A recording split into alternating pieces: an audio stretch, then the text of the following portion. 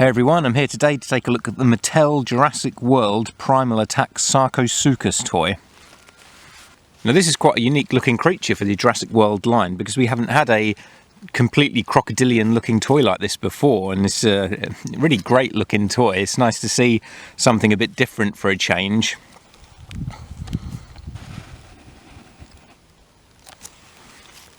Now as usual it's got some great sculpt in there. Now I'll show you the action feature first. If you grab the tail and move it from side to side, it then moves the head from side to side, and if you twist the tail, it twists the head. And there's a button on the tail there which will make the mouth close. Now my only issue with this is that I much prefer it if the mouth is closed when it's neutral and then you press the button to make the mouth open. That kind of makes more sense to me. It was a problem I had with the first wave of Roarivores, but then Mattel seemed to change it, so you press the button to open the mouth, but now they're back to having to press the button to close the mouth. And there's a little look at the packaging.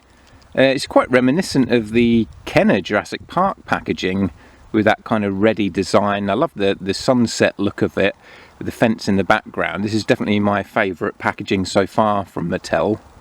You see it's got the massive biters logo there above the creature's name. Picture of Owen in blue. And on the back of the packaging it's a nice blue colour with the picture of the dinosaur and how to use the action feature. Some other dinosaurs in the line. There's no collector cards anymore, which doesn't really bother me too much, to be honest, but they were kind of nice and a bit of a callback to the collector cards that would come with the Kenner Jurassic Park toys. I've always liked crocodiles. I guess that's why I like dinosaurs, because there's a kind of a similarity there, so it's really nice to have a kind of crocodile toy in the line. Got these sort of ridges going along the back there, which I guess would be bony protrusions. Nice colouring as well, green at the bottom and brown on top.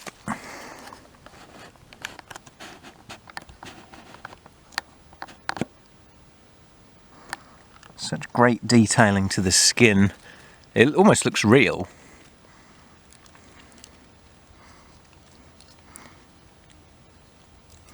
There's the app code for anyone who does that.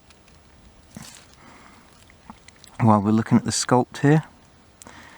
Nice paint job on the eyes on this one. There's always something to look out for with these toys.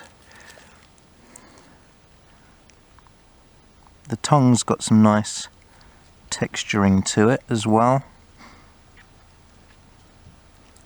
I love the row of teeth.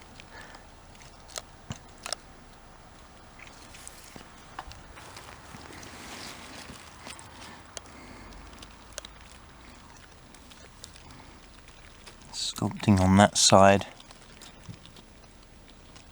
All the way down the tail there. Got the spikes, a nice curve in the tail. It's not articulated at the end there, but I do like that curve. Just gives it a nice pose when it's in a kind of neutral stance. Same with the legs. They've sculpted it so it makes it look like he's kind of walking forward, which is nice.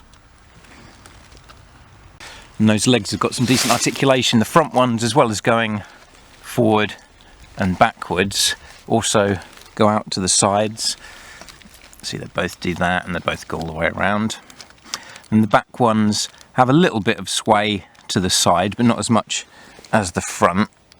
They just kind of move slightly out, but they do move forward and backwards too, and all the way around like that. You can see.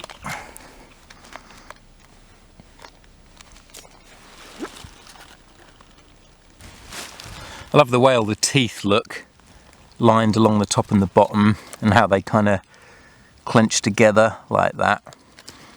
You've got all that tendons at the side of the mouth, which all of these sort of Jurassic Park dinosaurs have always had.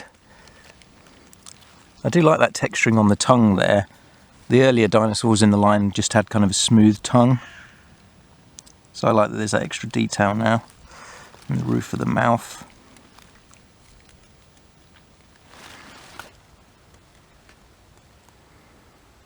I really love the sculpting on this guy.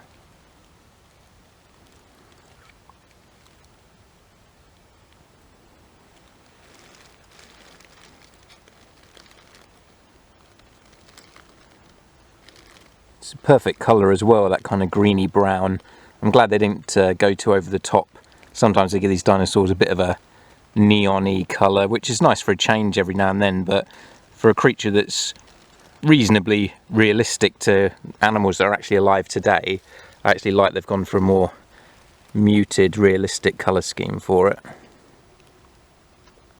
And that's to show you the scale next to a human figure from the line.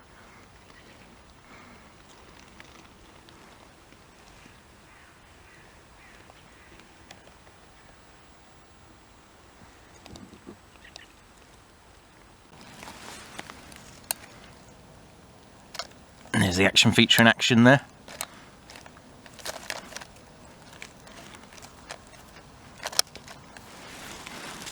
And here's the Sarcosuchus compared to a sleek crocodile. And I think this is actually quite accurate to how they would have scaled together in real life.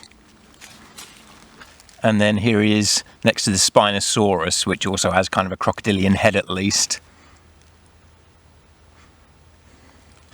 It's great that 2 years into the line we're still getting new and unique creatures, even though they're ones that haven't been in the film. I'm loving that Mattel are expanding the line like this, and we've got some other really cool dinosaurs coming out in the next few months as well. So long live the Jurassic World toy line. Thanks for watching everybody, and I'll see you in the next video.